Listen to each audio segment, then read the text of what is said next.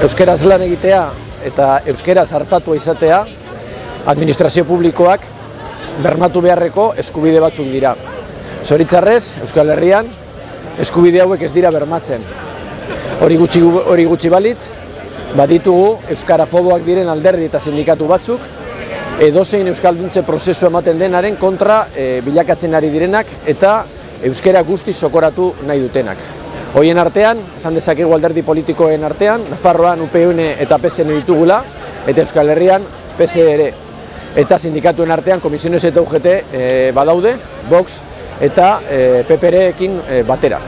Esan behar dugu, estrategia konpartitzen ari direla eta berien helburua dela euskara administraziotik desagertzea eta euskara eskakizunik edo euskarazko zerbitzurik ez bermatzea. Laben argi dugu, euskaldunaz dan eta euskaraz ez den zerbitzu publiko horik ezin dituztela kalitatezko zerbitzuak eman. Horren aurrean zel aldarrikatzen duguna, horren aurrean aldarrikatzen dugu euskarak berme legalak izatearena, euskarak erderarekin parekatuta geratzearena, euskarak eskubide berdinak izatearena, erderari aitortzen zaizkion eskubide berdinak izatea.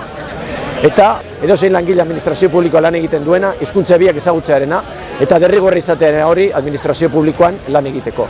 Gaur Gasteizen mobilizatu gara, atzo Iruña mobilizatu ginen online aldarrikapenean, eta mobilizazio dinamika honekin aurrera jarraituko dugu.